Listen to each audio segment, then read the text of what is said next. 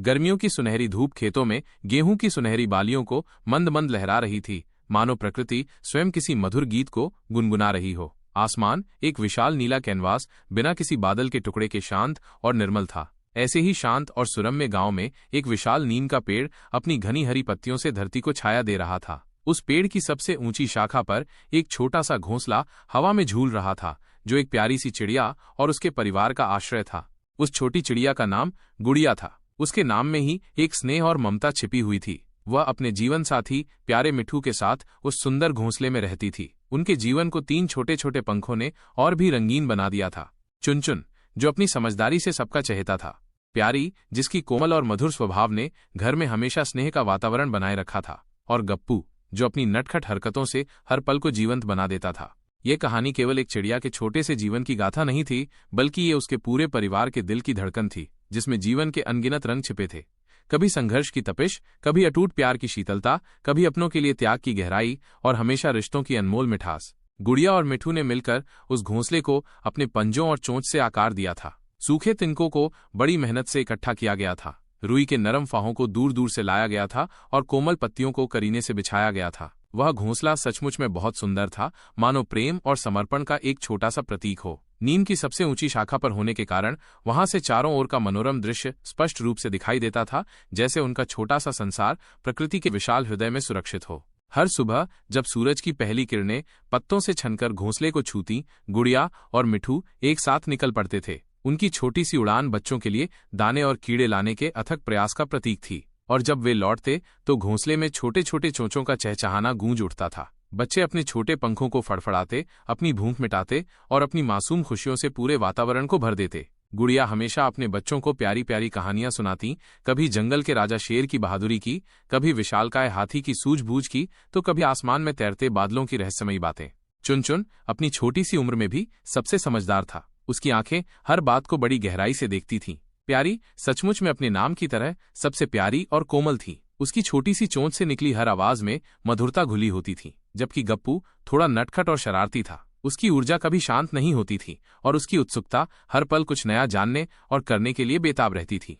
एक दिन जब सूरज अपनी पूरी चमक पर था और हवा में गर्मी महसूस हो रही थी, मिठू ने गुड़िया से कहा, अब हमारे बच्चों को उड़ना सीखना होगा। उसके स्वर में एक पिता की चिंता और भविष्य की उम्मीद दोनों झलक रही थीं। गुड़िया की ममता भरी आंखें अचानक चिंता से भर गईं। अभी तो ये बहुत छोटे हैं मिठू, उनके पंख अभी पूरी तरह से मजबूत भी नहीं हुए हैं, कहीं उड़ते समय गिर न जाएं। उसकी आवाज में डर और प्यार का मिश्रण था। मिठू ने अपनी पत्नी के डर को समझते हुए प्यार से कहा, गुड़िया, अगर हम हमेशा डरते रहेंगे तो ये कभी उड़ नहीं पाएंगे। उड़ना तो चिड़ियों की किस्मत में लिखा है। ये उनकी आजादी है, उनका जीवन है। हमें उन्हें डरकर नहीं, बल्कि हिम्मत से जीना सिखाना होगा। बच्चों के छोटे छोटे दिलों में भी उड़ने की तीव्र इच्छा पल रही थी। चुनचुन हमेशा की तरह उत्साहित होकर बोला, मैं सबसे पहले उड़ूंगा। उसकी छोटी सी छाती गर्व से फूल गई। प्यारी अपनी कोमल आवाज में बोली, मैं धीरे धीरे उड़ना चाहती हूँ, मुझे डर लगता है। उसकी मासूमियत भरी बातों ने गुड़िया के दिल को छू लिया। और फिर गप्पू अपनी आदत के अनुसार जोश में भरकर कूदा और चिल्लाया, मैं तो सीधा बादल पर उड़ जाऊंगा। उसकी कल्पना की उड़ान बहुत ऊंची थी। गुड़िया अपने बच्चों की मासूमियत और उत्साह को देखकर मुस्कुराई, लेकिन उसकी आंखों के कोने में एक माँ की स्वाभाविक चिंता अभी भी छिपी हुई थी। अगली सुबह जब आसमान गुलाबी और नारंगी रंगों से भरा हुआ था, मिठू ने उड़ने की शिक्षा शुरू की। वो नीम के पेड़ की एक मजबूत डाली पर बैठता और अपने छोटे बच्चों को उस तक उड़ने के लिए प्रोत्साहित करता। पहले चुनचुन ने कोशिश की, उसके छोटे पंख थोड़ा डगमगाए, लेकिन फिर उसने धीरे धीरे संतुलन बना लिया और अपने पिता तक पहुंच गया। गुड़िया अपनी खुशी को छुपा नहीं पाई। उसने ताली की तरह अपने पंख बजाए। उसकी आंखों में गर्व और प्यार की चमक थी। फिर प्यारी ने अपनी उड़ान भरी, धीमी और कोमल, जैसे कोई हल्का पंख हवा में धीरे धीरे गिर रहा हो। उसकी सावधानी और एकाग्रता देखकर गुड़िया का दिल भर आया। गप्पू हमेशा की तरह जल्दबाजी में था। उसने जोश में छलांग मारी, लेकिन उसके छोटे पंख अभी इतने मजबूत नहीं थे और वो नीचे गिरने लगा। गप्पू, गुड़िया डर से चीख उठी। उसकी माँ का दिल अपने बच्चे को खतरे में देखकर बुरी तरह से धड़क उठा। मिठू तुरंत उड़कर नीचे पहुंचा और अपने पंखों में गप्पू को समेट लिया, लेकिन इस छोटी सी दुर्घटना में गप्पू को हल्की चोट लग चुकी थी। गुड़िया के आंसू रुक नहीं रहे थे। उसकी ममता का सागर उमड़ पड़ा। मैंने कहा था ना कि वो अभी बहुत छोटा है। अब देखो, मेरी बात नहीं सुनी। वो फूट फूट कर रोने लगी। एक माँ का दर्द उसकी हर आवाज में झलक रहा था। मिठू ने अपनी पत्नी को प्यार से सांत्वना देते हुए कहा, गुड़िया, डर से कोई सुरक्षित नहीं होता, लेकिन हम साथ हैं और जब हम साथ हैं तो सब कुछ संभल जाएगा। हमें हिम्मत रखनी होगी। गप्पू के पंख में मोच आ गई थी। वो उड़ नहीं सकता था, लेकिन गुड़िया ने हार नहीं मानी। वो हर दिन उसे प्यार से सहलाती, अपनी चोंच से उसे नरम दाने खिलाती और प्यारी प्यारी कहानियां सुनाकर उसे खुश रखने की कोशिश करती। उसकी ममता और देखभाल गप्पू के छोटे से दिल को शांति और सुरक्षा का अनुभव कराती थी। चुनचुन और प्यारी भी अब अच्छी तरह से उड़ना सीख चुके थे, लेकिन वे भी अपने छोटे भाई गप्पू के बिना कहीं दूर उड़ने नहीं जाते थे। उनका भाईचारा और प्यार गुड़िया और मिठू के दिलों को छू जाता था। एक दिन गुड़िया ने अपने पति से कहा, हम सब एक साथ उड़ेंगे जब गप्पू उड़ पाएगा। उसके स्वर में दृढ़ संकल्प और अपने परिवार के प्रति अटूट बंधन की भावना थी। मिठू ने भी उसी दिन पेड़ से एक लंबी और मजबूत डाल काटी और बच्चों को उस पर चढ़कर अपने पंखों को फड़फड़ाने का अभ्यास करवाने लगा, ताकि गप्पू एक दिन फिर से उड़ने की कोशिश कर सके। पिता का ये प्रयास परिवार को एक साथ रखने और उम्मीद बनाए रखने का प्रतीक था। समय धीरे धीरे बीतता गया। गप्पू की चोट धीरे धीरे ठीक हो रही थी। वो अब अपने छोटे पंखों को थोड़ा थोड़ा फड़फड़ाने लगा था। उसके चेहरे पर फिर से शरारत भरी मुस्कान लौट आई थी।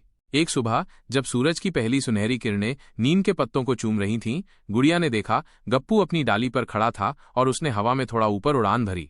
देखो, गुड़िया खुशी से चिल्लाई, गप्पू उड़ रहा है। उसकी आवाज में वर्षों की चिंता और अब असीम आनंद का मिश्रण था। पूरा परिवार खुशी से चहकने लगा। चुनचुन और प्यारी ने अपने छोटे भाई के चारों ओर उड़ान भरी, अपनी खुशी का इजहार करते हुए। गप्पू अपनी पहली सफल उड़ान से उत्साहित होकर बोला, माँ, अब मैं बादल तक पहुंचूंगा। उसकी आंखों में एक नई उड़ान का सपना पल रहा था। गुड़िया ने अपने प्यारे बेटे को प्यार से देखा और बोली, पहले धरती को समझो बेटा, फिर आसमान भी तुम्हारा होगा। उसकी बातों में जीवन का गहरा अनुभव और अपने बच्चों के लिए एक माँ की सीख छिपी थी। कुछ महीने बीत गए। बच्चे अब बड़े हो गए थे। चुनचुन, प्यारी और गप्पू अब आकाश में अच्छी और लंबी उड़ानें भरने लगे थे। वे दूर दूर तक दाने ढूंढते, आपस में खेलते और शाम होते ही अपने प्यारे घोंसले में लौट आते। फिर एक दिन चुनचुन ने अपनी माँ से कहा, माँ, अब मैं अपना घोंसला बनाना चाहता हूँ। उसके स्वर में एक नई शुरुआत की इच्छा और अपने पैरों पर खड़े होने का आत्मविश्वास था। गुड़िया अपने बेटे की बात सुनकर थोड़ी चौंकी। एक माँ के लिए अपने बच्चों को दूर जाते देखना हमेशा एक भावुक पल होता है, लेकिन उसने धीरे से सिर हिलाया, अपने बेटे की इच्छा का सम्मान करते हुए। प्यारी और मैं भी एक नया पेड़ देख रहे हैं, गप्पू ने कहा। उसके चेहरे पर भी अपने घर को बसाने की उत्सुकता झलक रही थी। गुड़िया की आंखें नम थीं, लेकिन उसने अपने चेहरे पर मुस्कान बनाए रखी। ये एक माँ के दिल का दर्द था, जो अपने बच्चों को बढ़ते और अपने जीवन की राह चुनते हुए देख रही थी।